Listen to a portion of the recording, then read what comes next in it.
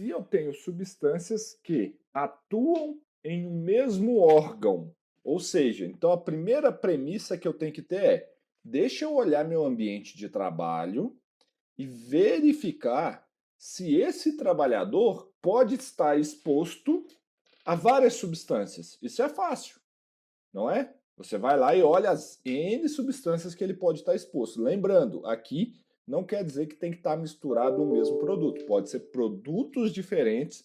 Você tem que pensar que isso aí tem que estar lá no ar. Ele cheira esse negócio de várias vezes. Aí, segundo, você tem que pensar, beleza, agora eu tenho que olhar se essas substâncias atuam no mesmo órgão-alvo.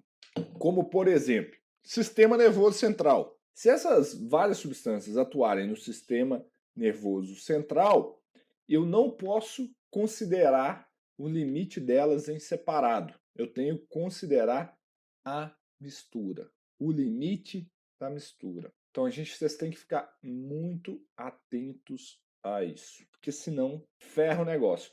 A CGH utiliza somente a questão do efeito aditivo. Ou seja, o resultado final no corpo do trabalhador é a soma dos efeitos individuais de cada uma dessas substâncias. O que é mais importante vocês saberem é que você, então, vai fazer essas análises, olhar quais os agentes estão presentes e aí você olha quais são os efeitos ou quais são os órgãos que são atingidos. Como que eu olho isso? Por exemplo, por meio da ACGIH. Na coluna base do TLV tem lá todos os órgãos alvos que uma substância atinge.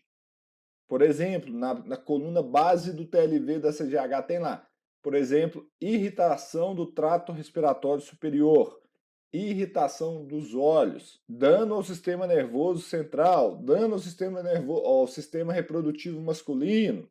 Você consegue olhar isso lá, na própria CGH.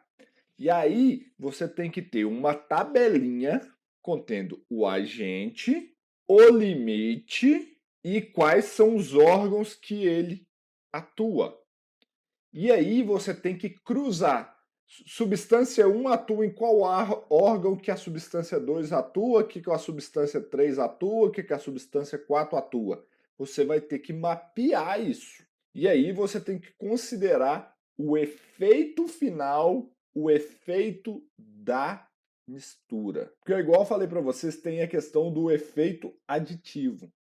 Então, o que vai acontecer? Quando se tem mais de uma substância no ambiente do trabalho e elas atuam no mesmo órgão, sabe o que acontece com o limite? Anota que isso é importante. Anota, o limite diminui. O limite vai diminuir, porque vai ser a combinação dos dois efeitos.